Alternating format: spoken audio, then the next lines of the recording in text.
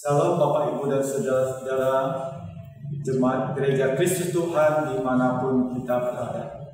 Perkenalkan, nama saya Penginjil Tejo, Gembala Sidang Pos PI Pontianak.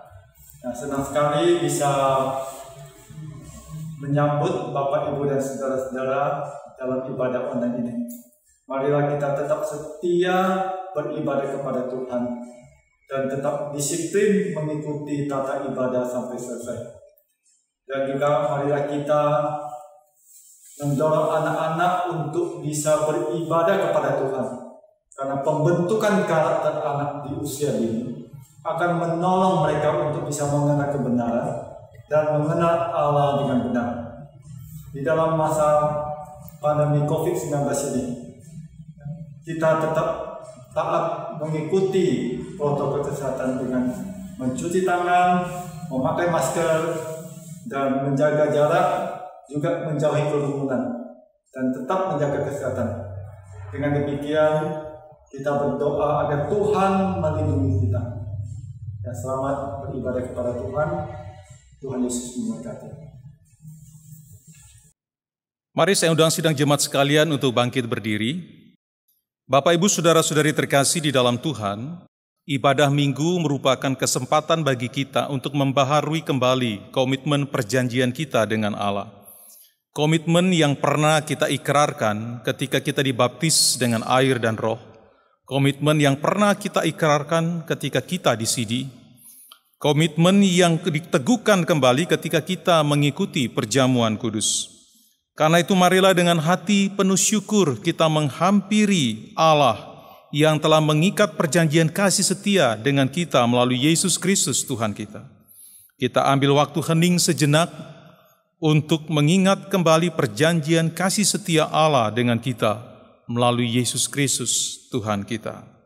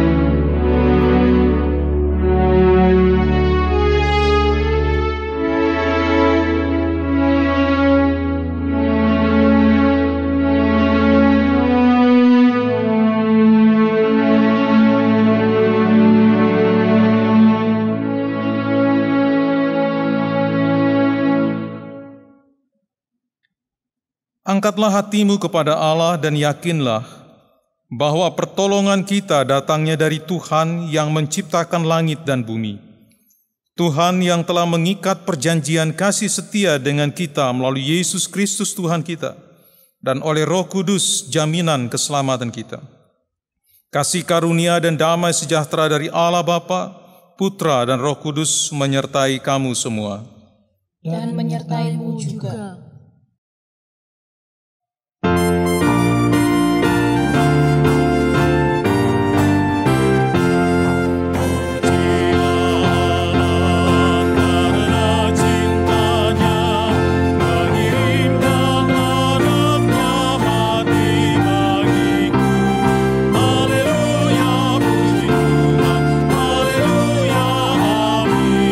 Haleluya, puji Tuhan, kasih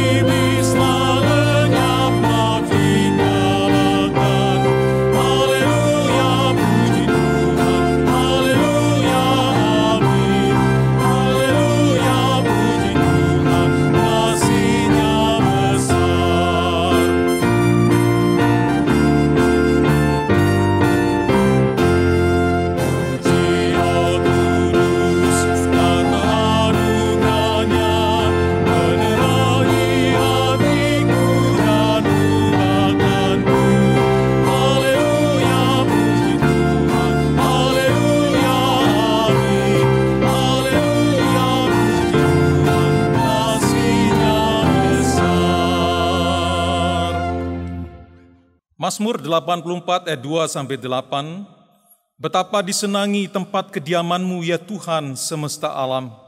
Jiwaku hancur karena merindukan pelataran-pelataran Tuhan. Hatiku dan dagingku bersorak-sorai kepada Allah yang hidup.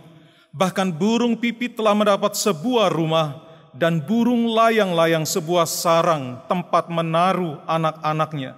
Pada mesbah-Mu ya Tuhan semesta alam, ya Rajaku dan Allahku. Berbahagialah orang yang diam di rumah-Mu, yang terus-menerus memuji-muji Engkau. Berbahagialah manusia yang kekuatannya di dalam Engkau, yang berhasrat mengadakan ziarah. Apabila melintasi lembah Baka, mereka membuatnya seperti tempat yang bermata air.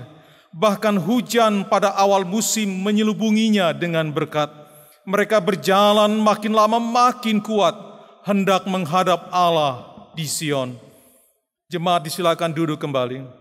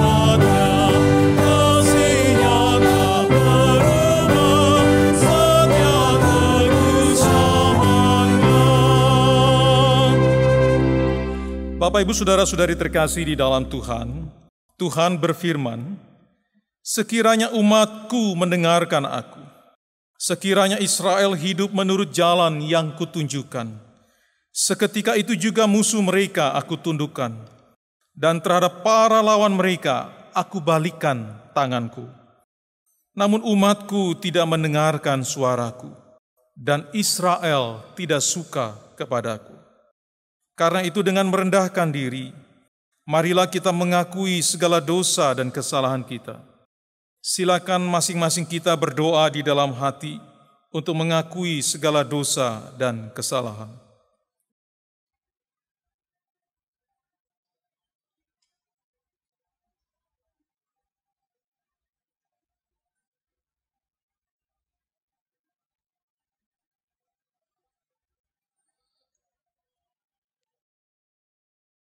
Ya Allah yang penuh rahmat, seringkali kami melanggar ikatan perjanjian yang telah Engkau buat dengan kami melalui Putra-Mu, dengan hidup menuruti keinginan kami sendiri daripada menuruti kehendak-Mu, dengan mendengarkan dan memperhatikan suara firman.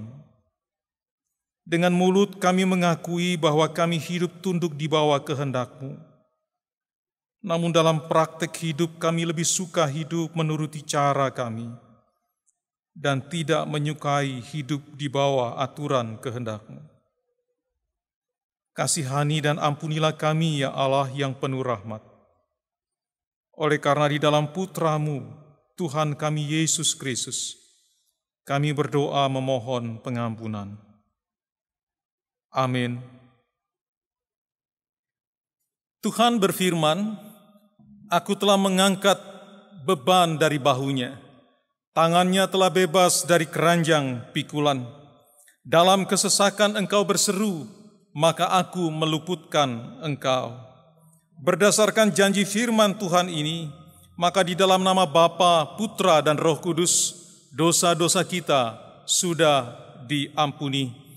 Karena itu berbahagialah orang yang diampuni pelanggarannya, yang dosanya ditutupi.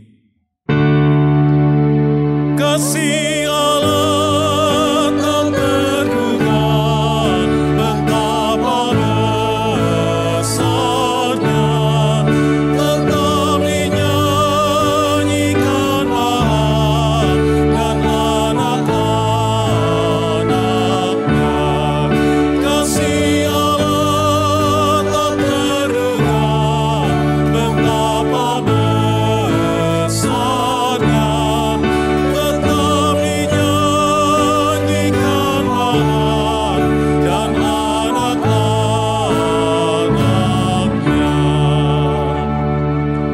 Bapak, Ibu, Saudara-saudari terkasih di dalam Tuhan, sebagai orang yang telah diampuni, marilah kita perbarui kembali tekad kita untuk hidup dalam ikatan perjanjian dengan Allah melalui Yesus Kristus Tuhan kita yang telah berfirman, "Kasihilah Tuhan Allahmu dengan segenap hatimu dan dengan segenap jiwamu dan dengan segenap akal budimu." Itulah hukum yang terutama dan yang pertama. Dan hukum yang kedua yang sama dengan itu, kasihilah sesamamu manusia seperti dirimu sendiri. Demikianlah sabda Tuhan kita, Yesus Kristus.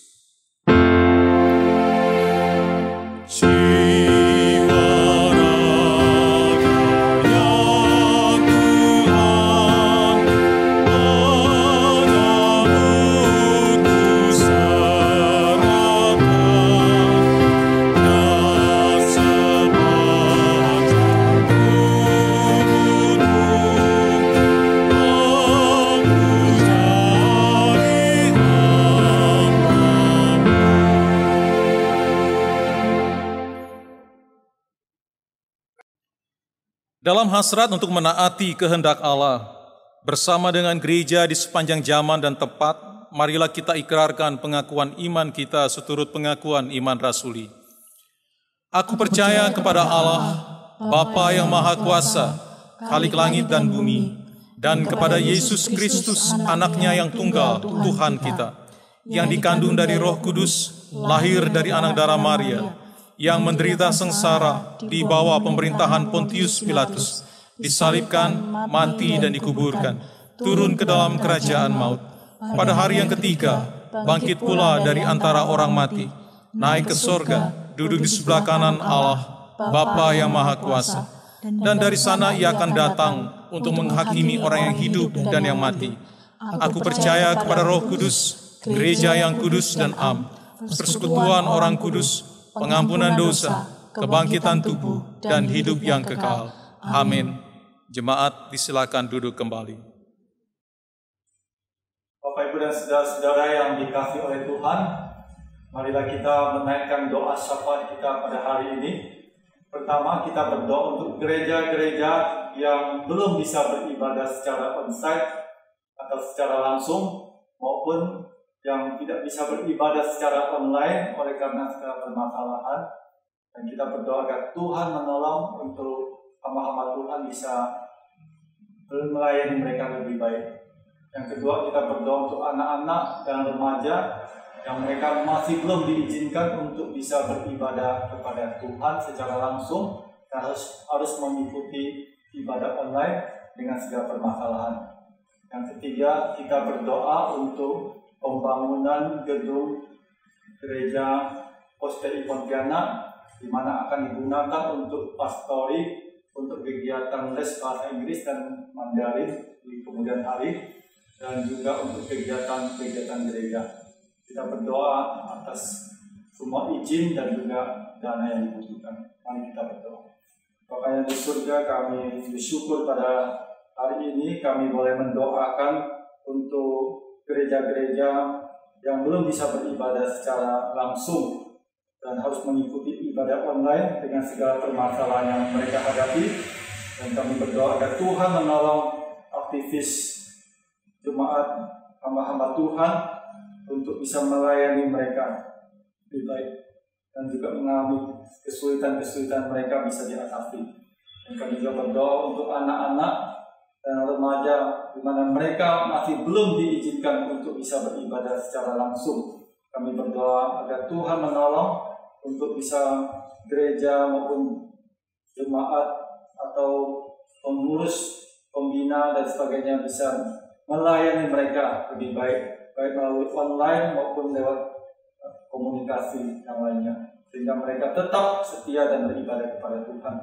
Dan kami juga berdoa untuk pembangunan gedung gereja POS Pontianak yang mana akan digunakan untuk pastori, untuk kegiatan les bahasa Inggris maupun Mandarin, dan juga untuk kegiatan-kegiatan gereja nantinya, dan juga segala perizinan dan juga dana yang dibutuhkan. Kami berdoa agar Tuhan menolong sehingga gedung ini bisa terlaksana dan diselesaikan dengan baik, sehingga kami mempunyai tempat ibadah yang permanen, dan kami serahkan semuanya ke dalam Tuhan. Dan kami juga berdoa agar Tuhan menyertai kami semuanya, baik seluruh GKT yang ada. Tuhan berkati. Hanya di dalam nama Tuhan Yesus Kristus kami berdoa. Amin. Shalom, salam sejahtera untuk kita semua. Saya secara khusus sangat bersuka cita bisa menyapa Bapak Ibu Saudara sekalian, dan bersama-sama kita akan beribadah merenungkan firman Tuhan pada hari ini. Secara khusus saya menyampaikan salam dari Badan Pengurus Sinode Gereja Kristus Tuhan untuk semua hamba-hamba Tuhan, GKT, majelis dan pengurus GKT, dan seluruh warga jemaat, baik GKT yang ada di Jawa, Bali, Kalimantan, dan Sulawesi. Saya percaya bahwa saudara sekalian entah sedang sendiri atau saat ini bersama-sama dengan keluarga sedang menyiapkan hati untuk membaca dan merenungkan firman Tuhan. Ketika dunia meminta kita untuk saling menjauh dan jaga jarak, Tuhan meminta kita untuk lebih mendekat kepadanya dengan merenungkan firman Tuhan. Bapak Ibu Saudara sekalian, mari kita berdoa. Bapa kami di surga, kami datang kepadamu pada pagi hari ini. Kami mengucap syukur karena kami yakin dan percaya bahwa hari demi hari Engkau Allah yang kami sembah adalah Allah yang tidak pernah meninggalkan kami. Dunia dan segala keadaannya boleh berubah dan mengancam, membuat khawatir kehidupan kami. Tetapi kami percaya Engkau Allah yang memberikan kekuatan, damai sejahtera, dan pertolongan senantiasa kepada kami, anak-anak-Mu. Saat ini kami akan membaca merenungkan firman Tuhan. Kami mohon kiranya Roh Kudus menolong dan menerangi hati pikiran kami, sehingga firman Tuhan boleh kami mengerti dan boleh kami praktekkan di dalam kehidupan kami sehari lepas sehari. Di dalam nama Tuhan Yesus kami berdoa dan kami percaya. Amin. Bapak Ibu jemaat yang dikasihi Tuhan, saya ajak kita pada pagi hari ini, pada hari ini, kita akan membuka firman Tuhan dari Yohanes pasal 5. Injil Yohanes pasal 5, kita akan baca ayat 1 sampai dengan ayat yang ke-9. Injil Yohanes pasal 5, ayat 1 sampai dengan ayat yang ke-9. Saya akan membacakannya bagi kita semua dan silakan kita semua menghayati, merenungkan. Dan saya berharap ketika kita membacanya, kita mendapatkan berkat melalui teks firman Tuhan yang kita baca pada pagi hari ini. Sesudah itu ada hari raya orang Yahudi, dan Yesus berangkat ke Yerusalem. Di Yerusalem, dekat pintu gerbang domba, ada sebuah kolam yang dalam bahasa Ibrani disebut Bethesda. Ada 5 serambinya. Dan di serambi-serambi itu berbaring sejumlah besar orang sakit, orang-orang buta, orang-orang timpang, dan orang-orang lumpuh yang menantikan goncangan air kolam itu. Sebab sewaktu-waktu turun malaikat Tuhan ke dalam kolam itu dan menggoncangkan airnya, barang siapa yang terdahulu masuk ke dalamnya sesudah goncangan air itu menjadi sembuh, apapun juga penyakitnya.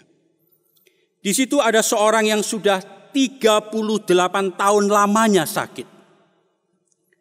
Ketika Yesus melihat orang itu berbaring di situ, dan karena ia tahu bahwa ia telah lama dalam keadaan itu, berkatalah Tuhan Yesus kepadanya, "Maukah engkau sembuh?" Jawab orang sakit itu kepadanya, "Tuhan, tidak ada orang yang menurunkan aku ke dalam kolam itu apabila airnya mulai goncang. Dan sementara aku menuju kolam itu, orang lain sudah turun mendahului aku." Kata Yesus kepadanya, "Bangunlah, angkatlah tilammu, dan berjalanlah." Dan pada saat itu juga sembuhlah orang itu. Lalu ia mengangkat tilamnya dan berjalan. Tetapi hari itu adalah hari Sabat. Bapak Ibu yang dikasihi Tuhan, seperti biasanya saya mengajak kita untuk membaca satu ayat hafalan bagi kita dalam minggu ini. Saya selalu berharap dengan adanya satu ayat hafalan yang bisa kita baca ini boleh pada akhirnya menjadi kekuatan kita untuk menjalani hari-hari khususnya satu minggu ke depan. Saya pilihkan dari Mazmur 42 ayat yang kelima. Kita juga bisa membacanya bersama-sama. Mazmur 42 ayat yang kelima. Berharaplah kepada Allah, sebab aku akan bersyukur lagi kepadanya, penolongku dan Allahku. Berharaplah kepada Allah, sebab aku akan bersyukur lagi kepadanya, penolongku dan Allahku. Kalau saat ini kita beribadah bersama-sama, kita juga mungkin beribadah bersama-sama dengan keluarga kita di rumah kita. Saya ajak kita berkata-kata kepada saudara-saudara kita, orang tua kita, juga mungkin anak kita yang ada di sebelah kiri kanan kita. Kita berkata, berharaplah kepada Allah. Kita bisa mengatakannya kepada rekan-rekan kita, kepada teman-teman kita yang ada di kiri kanan kita. Berharaplah kepada Allah. Berharaplah kepada Allah. Berharaplah kepada Allah. Bapak Ibu yang dikasihi Tuhan, di dalam masa pandemi ini, itu ada satu hal yang sangat penting, yaitu disebut imunitas atau kekebalan tubuh. Imunitas atau kekebalan tubuh ini adalah cara yang paling alami untuk mencegah seseorang terkena COVID.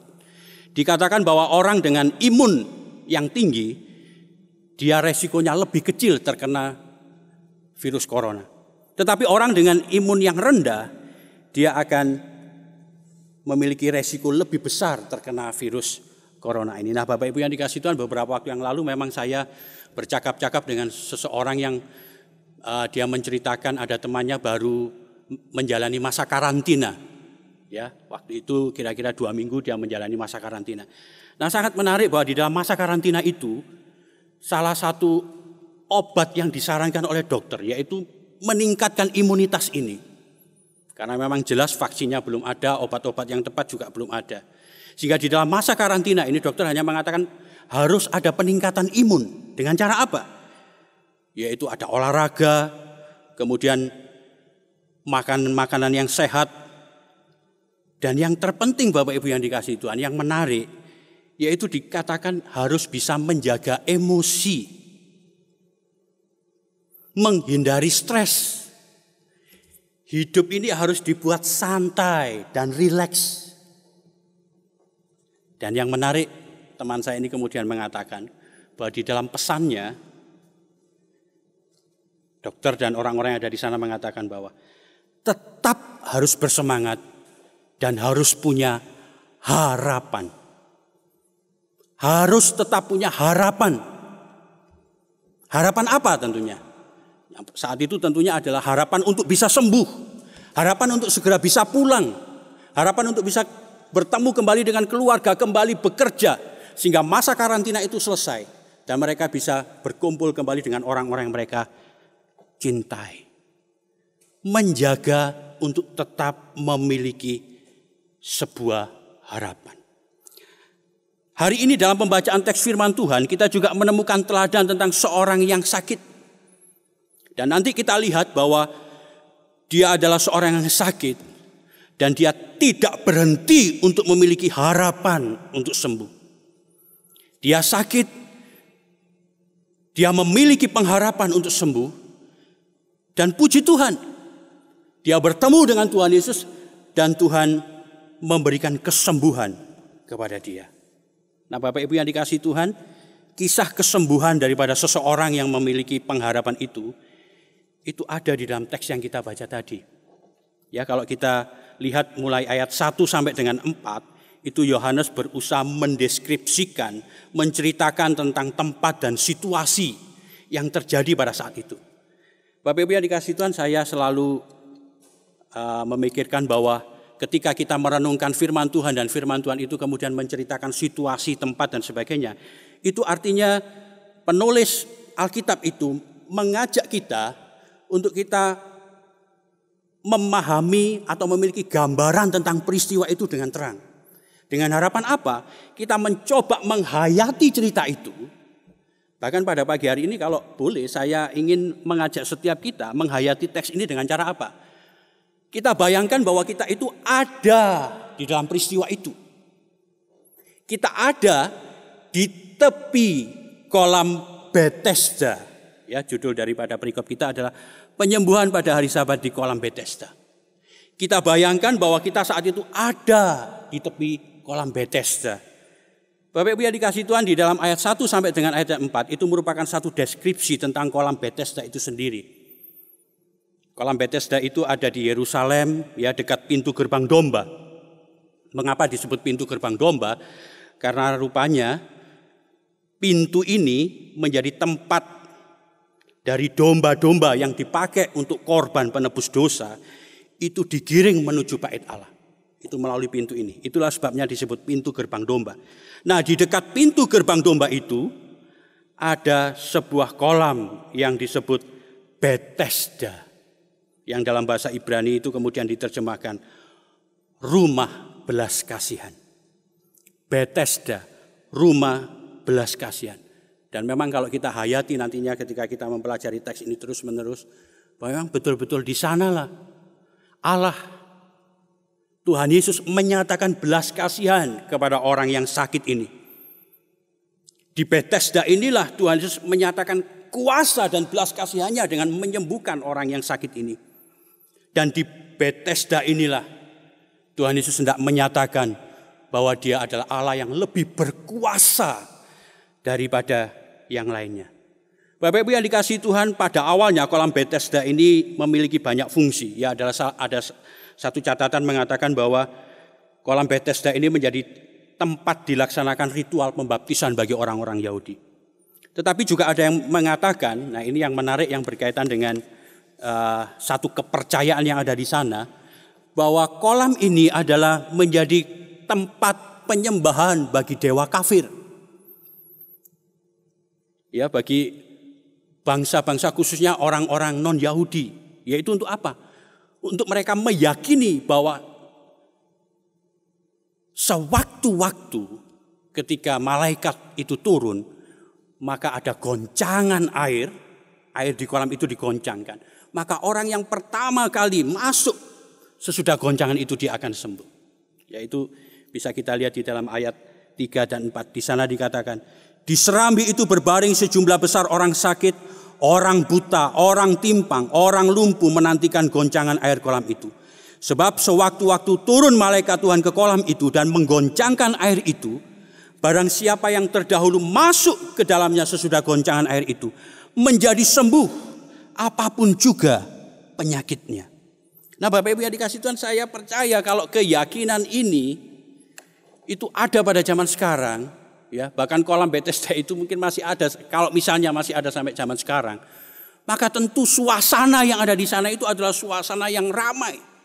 Ramai dengan apa? Orang-orang yang sakit yang ingin supaya sembuh.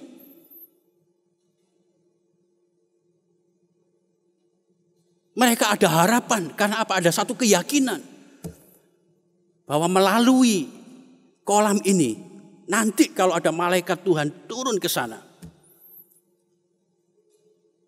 maka dia akan sembuh dari sakitnya. Saudara, tadi saya ajak kita membayangkan, ya, kita ada di sana dengan suasana yang seperti digambarkan dalam teks ini. Banyak orang sakit berbaring di tepi kolam itu. Bahkan saya sempat membayangkan dan memikirkan kalau misalnya saya juga mengalami sakit dan mungkin sudah berobat ke sana kemari, ya, dan ingin mengalami kesembuhan, maka saya juga akan ada di sana. Karena apa? Saya berharap ada satu kesembuhan. Nah, itulah yang terjadi dan itulah yang dilakukan oleh orang yang sakit yang kemudian mengalami kesembuhan yang disebutkan di dalam teks ini. Bapak Ibu yang dikasihi Tuhan, saya mengatakan bahwa orang yang sakit ini menunjukkan bahwa dia selalu punya pengharapan. Dia tidak pernah berhenti berharap. Setidaknya ada dua hal, Bapak Ibu yang dikasihi Tuhan. Saya mengatakan bahwa orang ini tidak berhenti berharap karena apa? Karena dia bertahan menghadapi sakitnya itu selama 38 tahun. Dia bertahan menghadapi sakitnya selama 38 tahun. Di dalam ayat 5 dikatakan, di situ ada seorang yang sudah sakit 38 tahun lamanya. Mengapa dituliskan berapa lama dia sakit? Saya percaya tujuannya adalah untuk menunjukkan bahwa memang dia ini sakitnya sangat lama. Dan dia bertahan selama 38 itu. Tentu ini bukan perkara yang mudah. Saya mencoba menghayati, mungkin orang ini sudah mencoba pengobatan, sudah mencoba untuk melakukan cara supaya dia sembuh. Sampai akhirnya dia terus bertahan dan dia ada di tepi kolam Bethesda itu. Karena dia juga mendengarkan bahwa ada harapan di sana. Harapan untuk bisa sembuh. 38 tahun dia bertahan dalam penyakitnya. Bapak Ibu, saya punya satu pengalaman melayani seseorang ibu yang bertahan 12 tahun di dalam sakit kanker.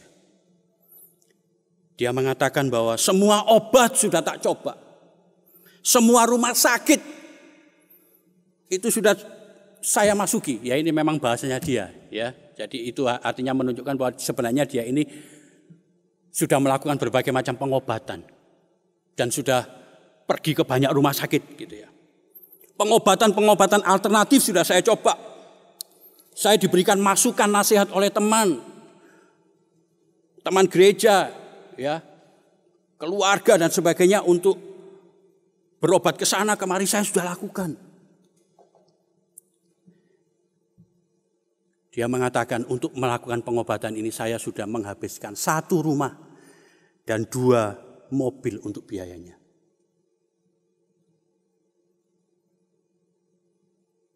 Dengan sedih dia juga sempat mengatakan bahwa ketika dia 7 tahun menjalani sakit ini, suaminya meninggalkan dia dan menikah dengan perempuan lain. Dia 12 tahun itu bertahan menghadapi sakitnya. Bapak Ibu yang dikasihi Tuhan, kita bisa bayangkan orang yang sakit di dalam firman Tuhan ini 38 tahun. Ia cukup bersabar untuk terus berada di tempat tersebut. Ia tidak putus asa, dia tidak patah semangat, dan dia tidak kehilangan pengharapan.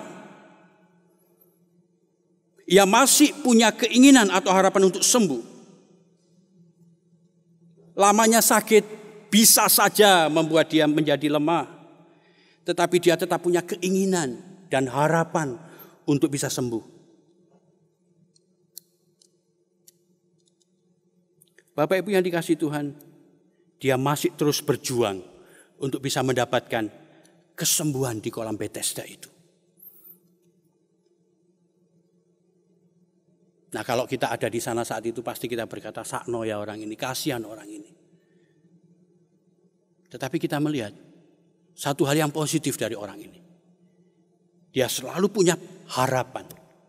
Dia yakin akan ada kesembuhan. Bahkan kalau kita perhatikan dan kita hayati Bapak Ibu yang dikasihi Tuhan di dalam ayat 7, di dalam dialog dia dengan Tuhan Yesus. Ketika Tuhan Yesus bertanya, maukah engkau sembuh?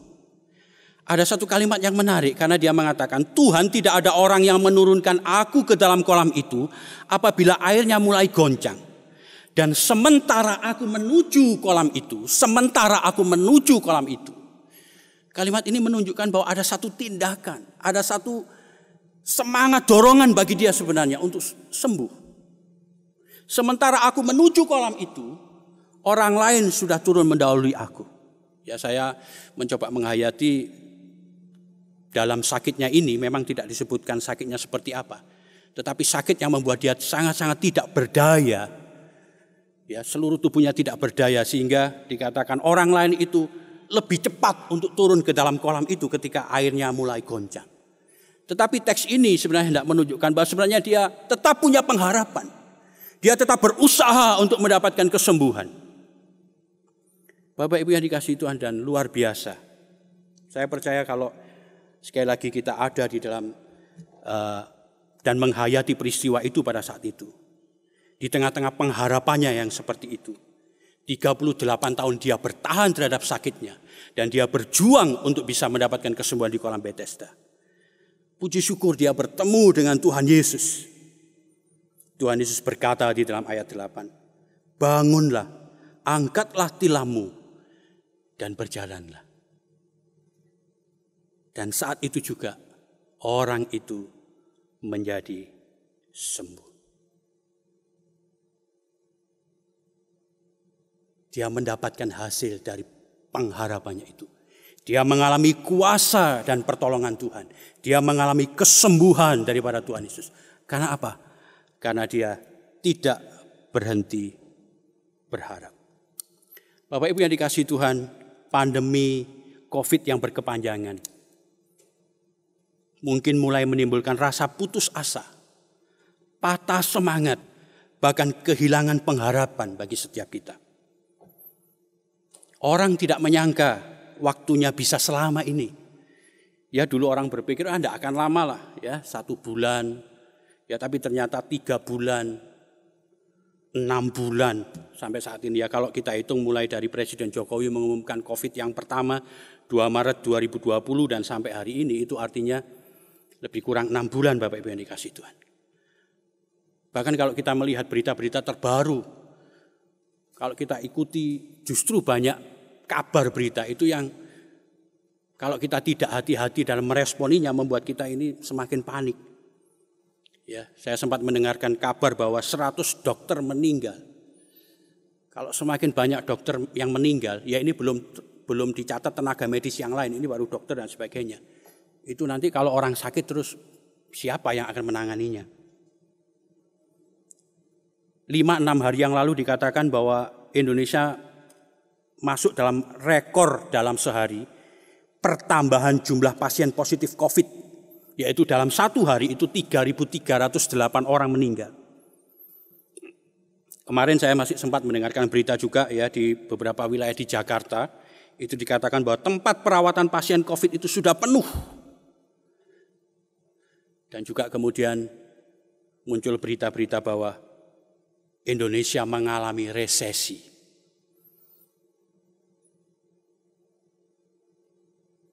Beberapa waktu yang lalu ada persekutuan di kantor sinode, kita bercakap-cakap ya, menyikapi berita-berita yang seperti itu.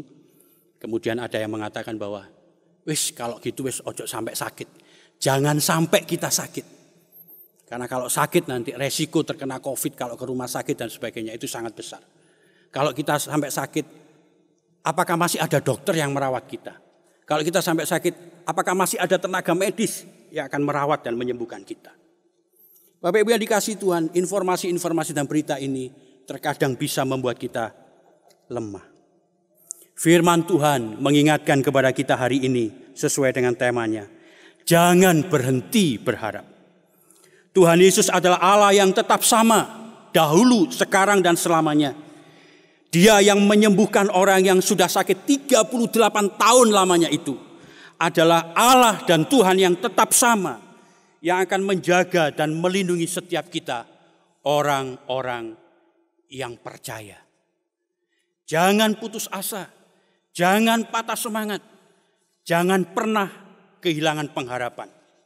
Sebagaimana pemazmur tadi mengatakan, berharaplah kepada Allah, sebab aku akan bersyukur lagi kepadanya, penolongku dan Allahku.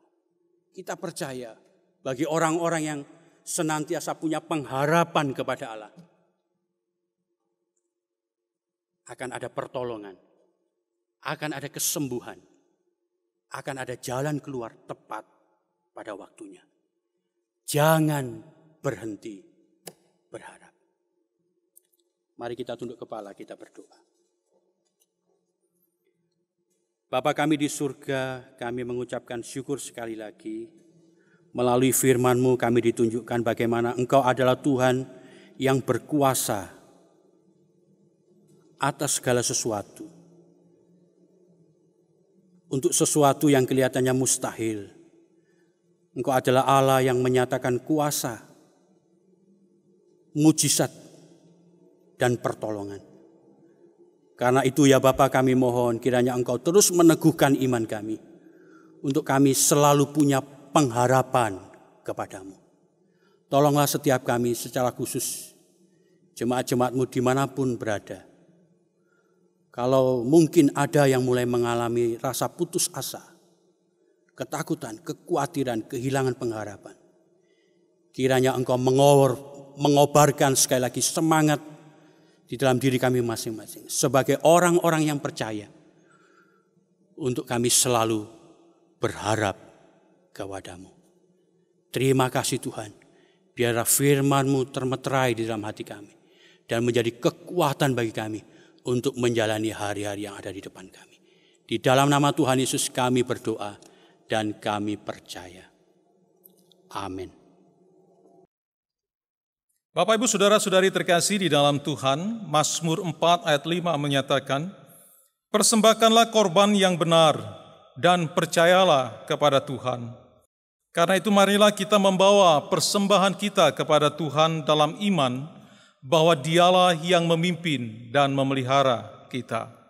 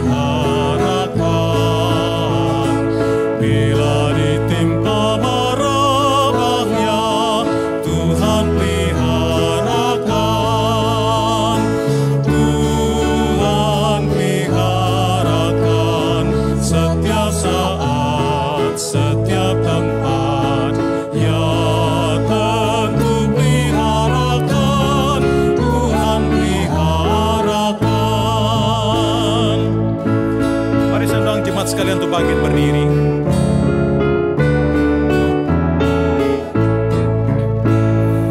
Di malam yang gelap gulita, Tuhan peliharakan. Dalam cobaannya menjaga, Tuhan peliharakan. Tuhan peliharakan setiap saat, setiap tempat, ya tentu peliharakan, Tuhan peliharakan.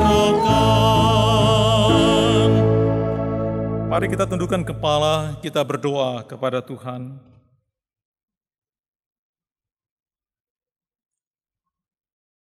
Ya Tuhan, Sang Pemelihara hidup kami, kehadapan-Mu kami meletakkan hidup kami sebagai persembahan.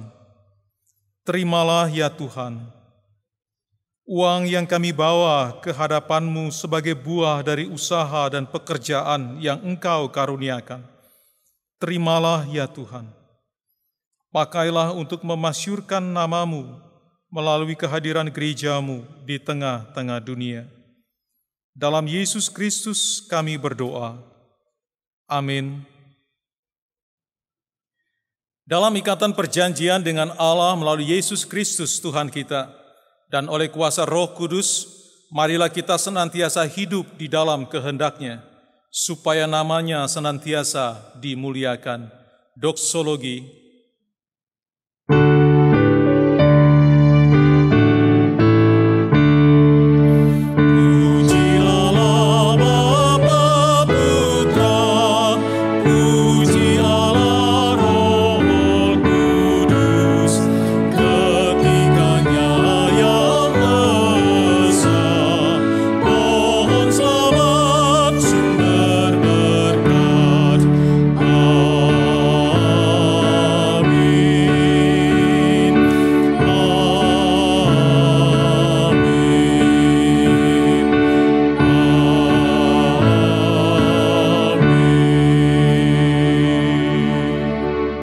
Jemaat yang dikasihi Tuhan, arahkan hatimu kepada Tuhan dan terimalah berkat Tuhan.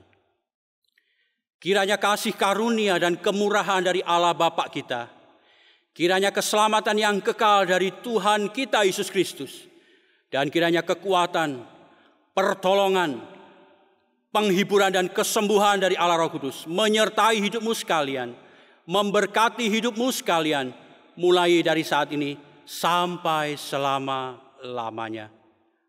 Amin.